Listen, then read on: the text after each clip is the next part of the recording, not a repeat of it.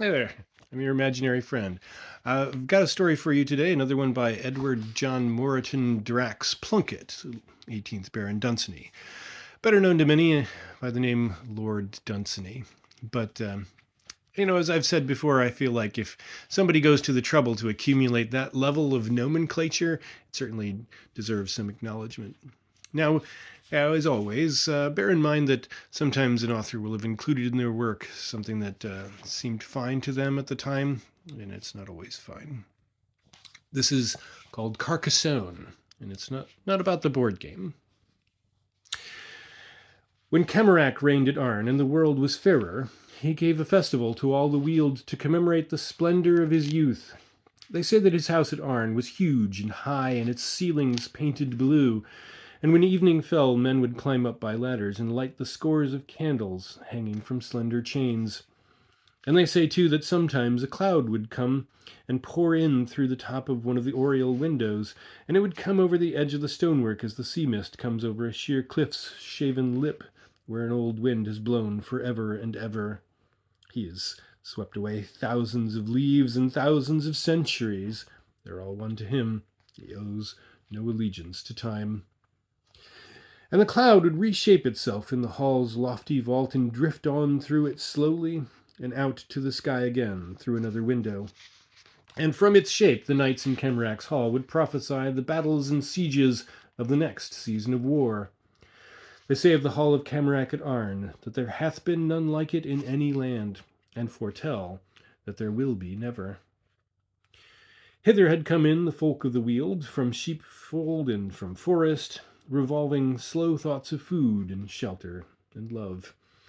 And they sat down wondering in that famous hall, and therein also were seated the men of Arn, the town that clustered round the king's high house, and all was roofed with red maternal earth. If old songs may be trusted, it was a marvellous hall.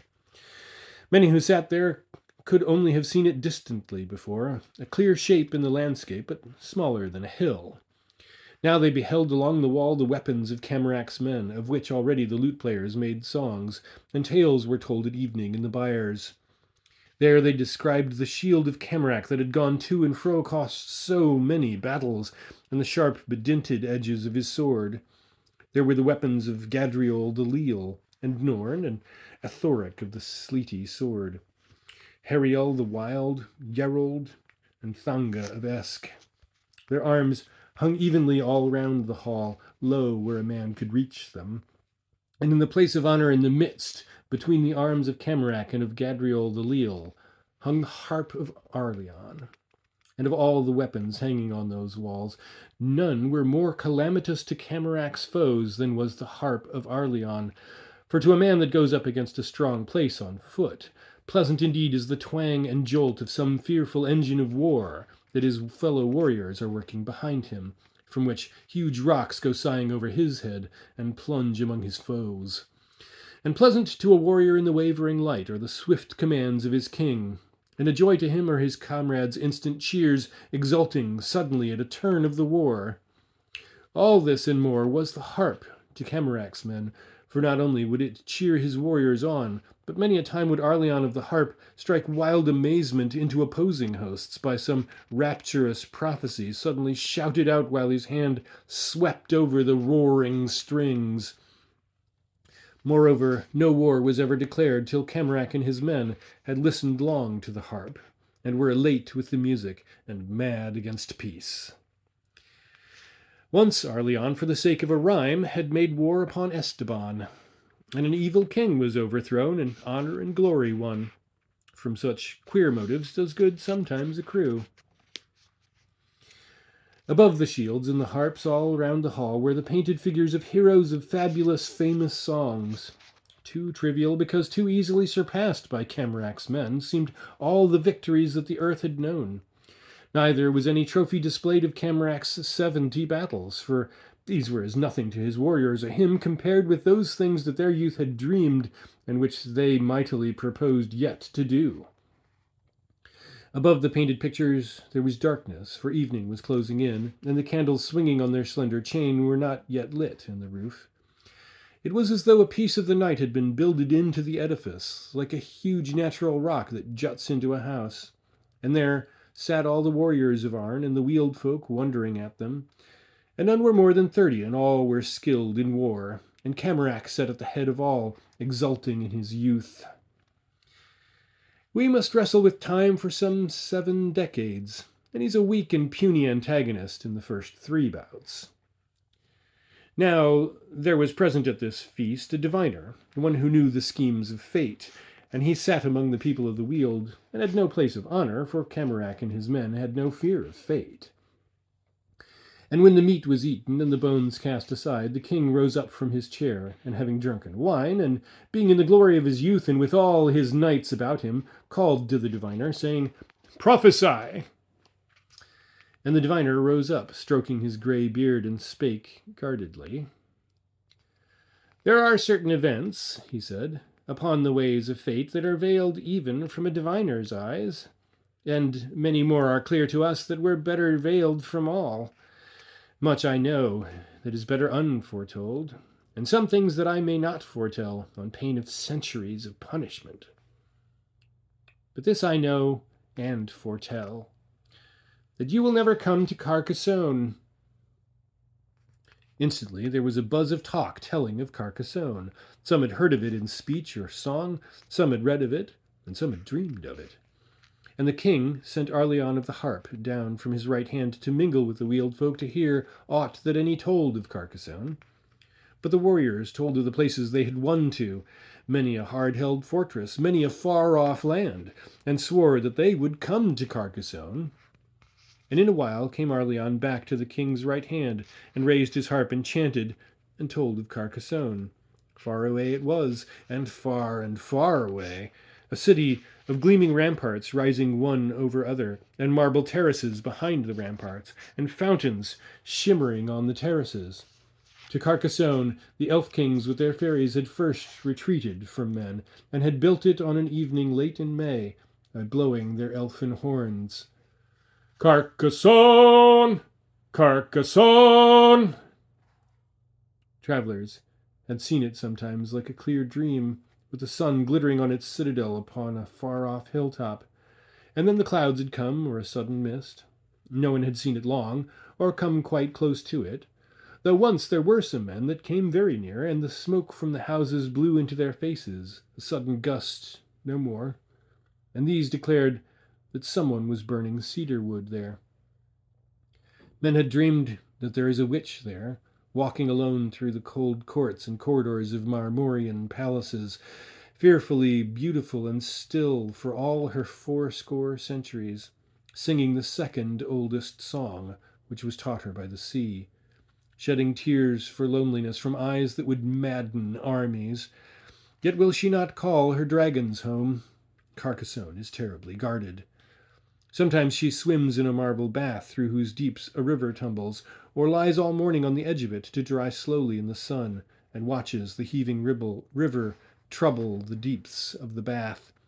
It flows through the caverns of earth for further than she knows, and coming to light in the witch's bath, goes down through the earth again to its own peculiar sea. In autumn sometimes it comes down black with snow that spring has molten in unimagined mountains, or withered blooms of mountain shrubs go beautifully by. When there is blood in the bath, she knows there is war in the mountains, and yet she knows not where those mountains are. When she sings, the fountains dance up from the dark earth. When she combs her hair, they say there are storms at sea. When she is angry, the wolves grow brave, and all come down to the byres. When she is sad, the sea is sad, and both are sad forever. Carcassonne, Carcassonne. The city is the fairest of the wonders of morning. The sun shouts when he beholdeth it, for Carcassonne evening weepeth when evening passeth away.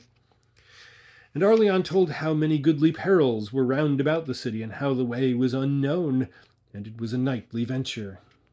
Then all the warriors stood up and sang of the splendour of the venture, and Camorak swore by the gods that had builded Arn, and by the honour of his warriors, that alive or dead he would come to Carcassonne.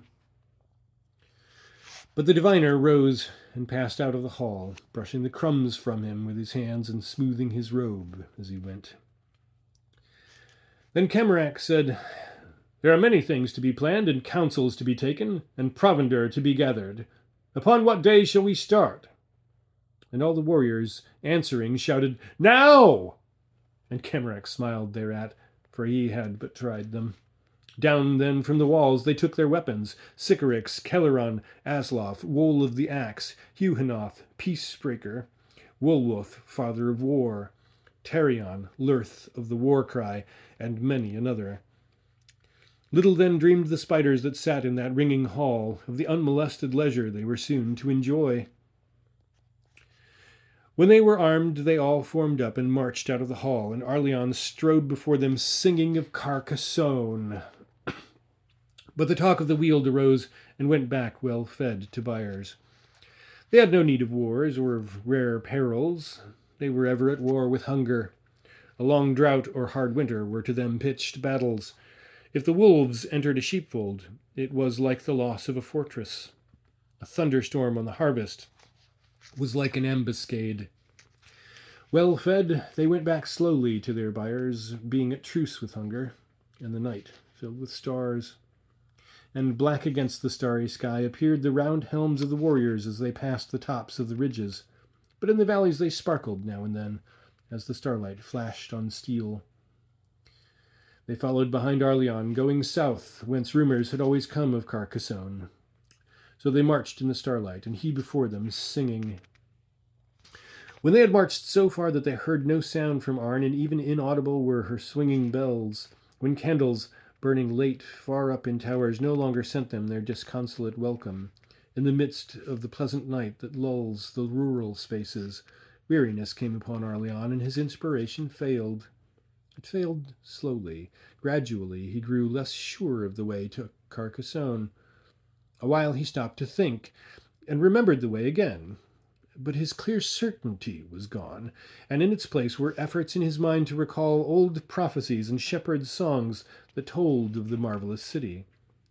Then as he said over carefully to himself a song that a wanderer had learned from a goatherd's boy far up the lower slope of ultimate southern mountains, fatigue came down upon his toiling mind like snow on the winding ways of a city noisy by night, stilling all. He stood, and the warriors closed up to him. For long they had passed by great oaks, standing solitary here and there, like giants, taking huge breaths of the night air before doing some furious deed. Now they had come to the verge of a black forest. The tree trunks stood like those great columns in an Egyptian hall whence God in an older mood received the praise of men. The top of it sloped the way of an ancient wind. Here they all halted and lighted a branch of fire of branches, striking sparks from flint into a heap of bracken. They eased them of their armor and sat round the fire, and Camorak stood up there and addressed them. And Camorak said, "We go to war with fate, who is doomed that I shall not come to Carcassonne. And if we turn aside but one of the dooms of fate, then the whole future of the world is ours, and the future that fate has ordered is like the dry course of an averted river. But if such men as we, such resolute conquerors, cannot prevent one doom that fate has planned, then is the race of men enslaved forever to do its petty and allotted task." Then they all drew their swords and waved them high in the firelight and declared war on fate. Nothing in the sombre forest stirred or made any sound. Tired men do not dream of war. When morning came over the gleaming fields, a company that had set out from Arn discovered the camping place of the warriors and brought pavilions and provender. And the warriors feasted, and the birds in the forest sang, and the inspiration of Arleon awoke. Then they rose and followed Arleon, entered the forest, and marched away to the south. And many a woman of Arn sent her thoughts with them, as they played alone some old monotonous tune. But their own thoughts were far before them, skimming over the bath through whose deeps the river tumbles in marble Carcassonne. When butterflies were dancing on the air and the sun neared the zenith, pavilions were pitched, and all the warriors rested, and then they feasted again, and then played nightly games, and late in the afternoon marched on once more, singing of Carcassonne. And night came down with its mystery on the forest, and gave their demoniac look again to the trees, and rolled up out of misty hollows a huge and yellow moon. And the men of Arn lit fires, and sudden shadows arose and leaped fantastically away, and the night wind blew, arising like a ghost, and passed between the tree trunks, and slipped down shimmering glades, and waked the prowling beasts, still dreaming of day, and drifted nocturnal birds afield to menace timorous things, and beat the roses of the befriending night, and wafted to the ears of wandering men the sound of a maiden's song, and gave a glamour to the lutanist's tune played in his loneliness on distant hills. And the deep eyes of moths glowed like a galleon's lamps, and they spread their wings and sailed their familiar sea. Upon this night wind also, the dreams of Camorak's men floated to Carcassonne. All the next morning they marched, and all the evening, and knew they were nearing now the deeps of the forest. And the citizens of Arn kept close together and close behind the warriors, for the deeps of the forest were all unknown to travellers, but not unknown to those tales of fear that men tell at evening to their friends in the comfort and safety of their hearths.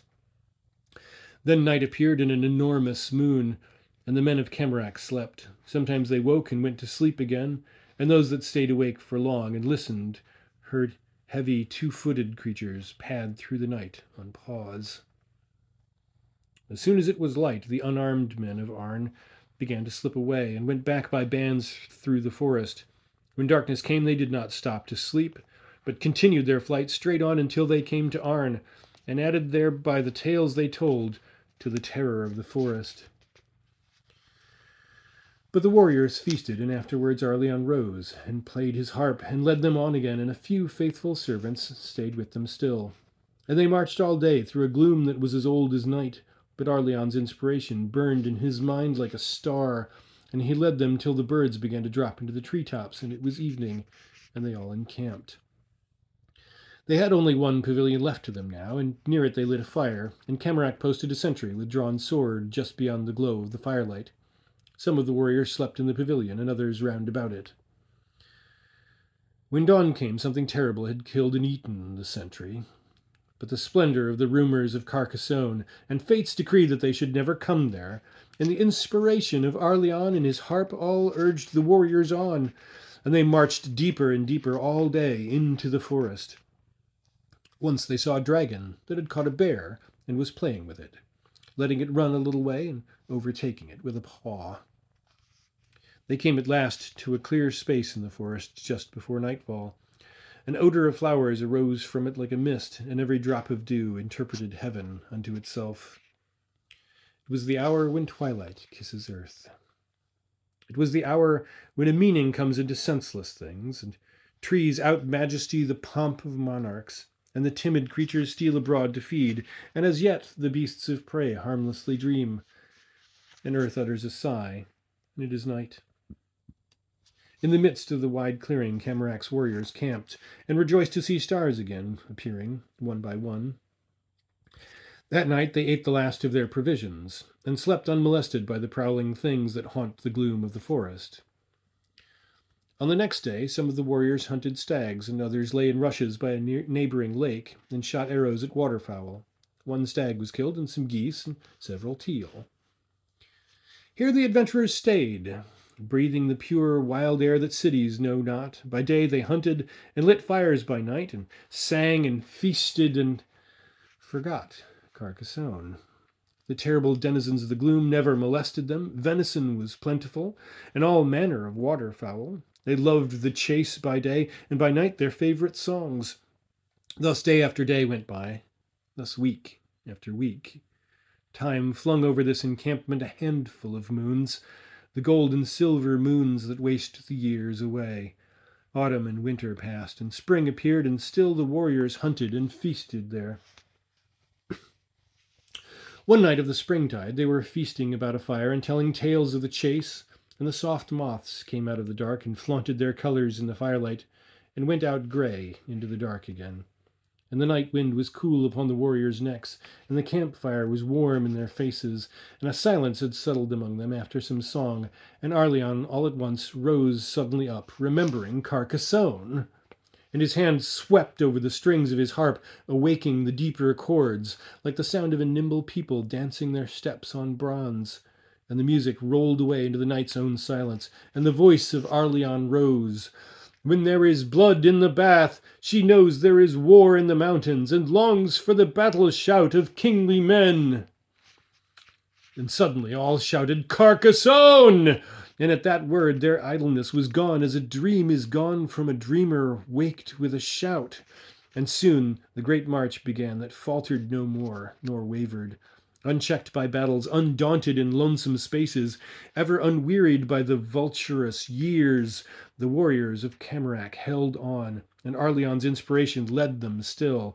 They cleft with the music of Arleon's harp the gloom of ancient silences. They went singing into battles with terrible wild men, and came out singing, but with fewer voices. They came to villages in valleys full of the music of bells, or saw the lights at dusk of cottages sheltering others.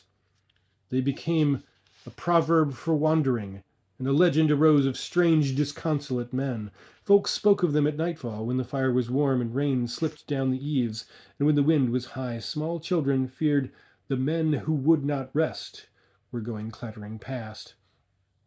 Strange tales were told of men in old grey armor, moving at twilight along the tops of the hills and never asking shelter. And mothers told their boys who grew impatient of home that the grey wanderers were once so impatient, and were now hopeless of rest, and were driven along with the rain whenever the wind was angry. But the wanderers were cheered in their wandering by the hope of coming to Carcassonne, and later on by anger against fate. And at last they marched on still, because it seemed better to march on than to think. For many years they'd wandered, and had fought with many tribes. Often they gathered legends in villages and listened to idle singers singing songs, and all the rumors of Carcassonne still came from the south.